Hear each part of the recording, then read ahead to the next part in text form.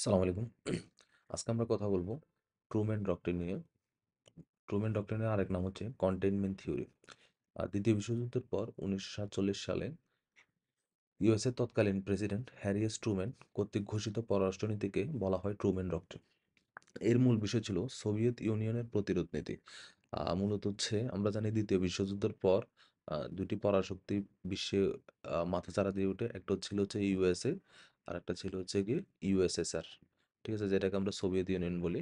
অর্থাৎ এখানে তাদের ভিতরে কিছু দ্বন্দ্ব ছিল, বিরোধ ছিল। ইউএসএর মূলত তাদের যে মতাদর্শ ছিল এটা হচ্ছে ক্যাপিটালিস্ট বা ক্যাপিটালিজম। আ ক্যাপিটালিস্ট মতাদর্শ। আর হচ্ছে ইউএসএসআর ছিল হচ্ছে সমাজতান্ত্রিক মতাদর্শ। ২ জনের ভিতরে মতাদর্শিক কিছু দ্বন্দ্ব ছিল, বিরোধ ছিল এবং দুজনেই তখন হচ্ছে বিশ্বের উঠতি পরাশক্তি হিসেবে আমরা সবাই জানি তখন থেকে ২য় বিশ্বযুদ্ধের পর থেকে তারা ২ জনই হচ্ছে বিশ্বের পরাশক্তি হিসেবে উঠতে চাইছিল। ২য় বিশ্বযুদ্ধের পর ইউরোপের বিভিন্ন দেশ ও স্বাধীনতা আন্দোলনকারী বিভিন্ন উপনিবেশকে সোভিয়েত ইউনিয়নের প্রভাব থেকে দূরে রাখার জন্য ইউএসএ স্বাধীনতাকামী ও অনুন্নত দেশগুলোকে সহযোগিতার নীতি গ্রহণ করে। অর্থাৎ তখন হচ্ছে গিয়ে ইউএসএ চাইতো যে দেশগুলো অনুন্নত দেশ বা যে দেশগুলো স্বাধীনতা চাইতেছে তারা হচ্ছে কি যাতে স্বাধীনতার পরে এই ইউএসএ সোভিয়েত ইউনিয়নের আন্ডারে না চলে যায়, যাতে ইউএসএর আন্ডারে থাকে, অর্থাৎ তারা যাতে হচ্ছে কি ক্যাপিটালিস্ট চিন্তা ভাবনার মতাদর্শের দেশ হয়। ওই কারণে হচ্ছে ইউএসএ চাইতো হচ্ছে গিয়ে তাদেরকে তাদের আন্ডারে রাখতে, আর ইউএসএসআর এর প্রভাব থেকে মুক্ত রাখতে চাইতো। এখন এই লক্ষ্যে তারা হচ্ছে বিভিন্ন দেশকে আর্থিক সহযোগিতা প্রদান করত।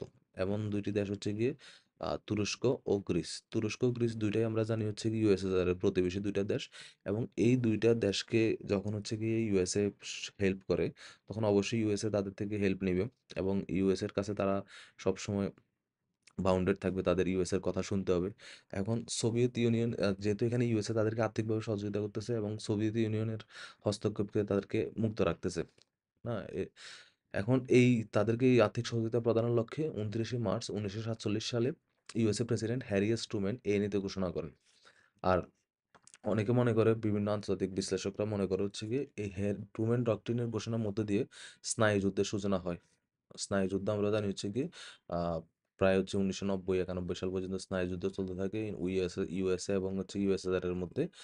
আর এই সূচনাটা হয়েছিল হচ্ছে মূলত ট্রুম্যান ডক্ট্রিনের মাধ্যমে। ট্রুম্যান ডক্ট্রিন ঘোষণা করেন হচ্ছে ইউএস এর প্রেসিডেন্ট হ্যারি এস ট্রুম্যান এবং এটা ১৯৪৭ সালের ২৯শে মার্চ ঘোষণা করা হয়।